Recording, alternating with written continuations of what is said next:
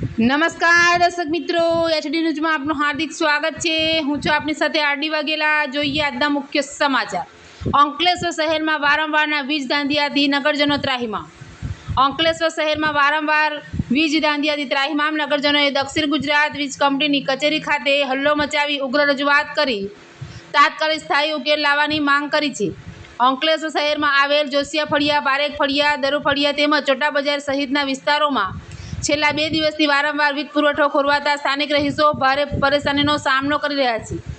અસહ્ય ગરમી વચ્ચે સતત વીજ દાંધિયાના કારણે લોકોમાં ભારે રોષ જોવા મળી રહ્યો છે।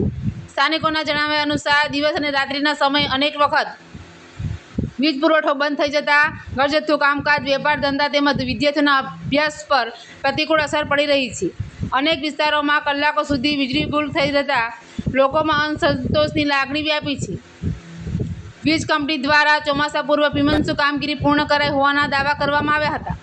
જોકે પ્રથમ વરસાદી માહોલ પહેલાં જ સર્જાયેલી વીજ સમસ્યાઓને કારણે કામગીરીની અસરકારકતા સામે સવાલો ઊભા કર્યા છે।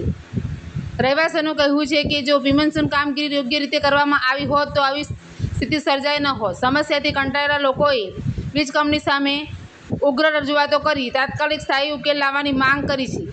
લોકોનું કહેવું છે કે વારંવાર વીજ ખોરવાતા વીજ પ્રવાહના કારણે દૈનિક જીવન ખોરવાઈ રહ્યું છે। એચડી ન્યૂઝ સાથે રિપોર્ટ જયેશ પ્રજાપતિ, अंकलेश्वर।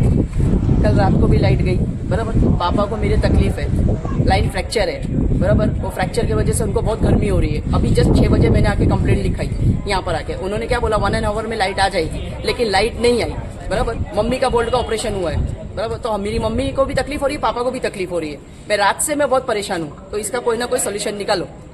आप जीबी पे आए थे? जीबी पे मैं आके कंप्लेंट करके गई 6 बजे। सर को आके मैंने बोल के गई, सर ने बोला कि ठीक है 1 घंटे में लाइट आ जाएगी। अभी 9 बजने को आ रहा है, लाइट का कोई ठिकाना नहीं है, बराबर। मेरे घर में किसी को कुछ होएगा तो जवाबदारी कौन लेगा? तो प्लीज इसका कोई ना कोई रास्ता निकालो और लाइट लाओ। स्टार्ट।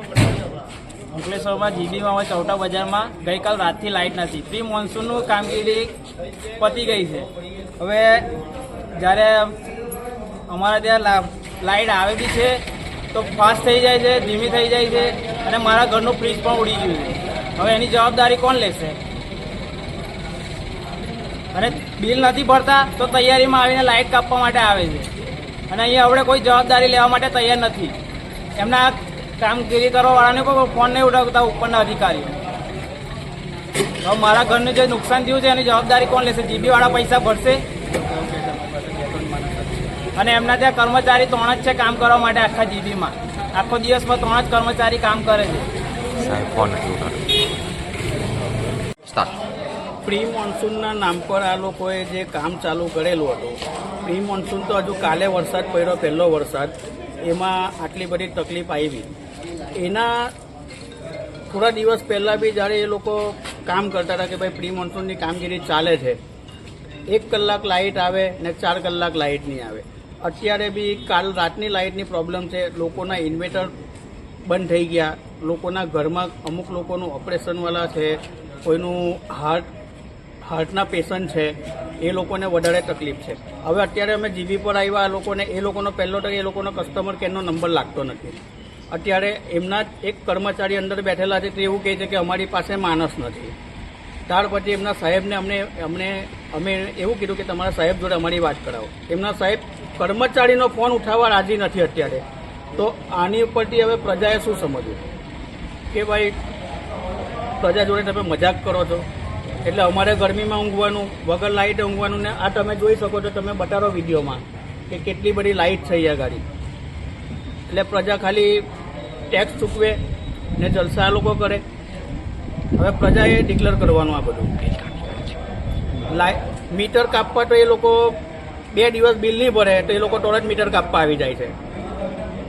તો તમે હવે જવાબ કોણ આપશે? તમારો આટલા ટાઈમ કાલ રાતની લાઇટ નથી, કાલ રાતનો અમને હેરાન કરે છે, હવે આનું બિલ તમે માફ કરશો?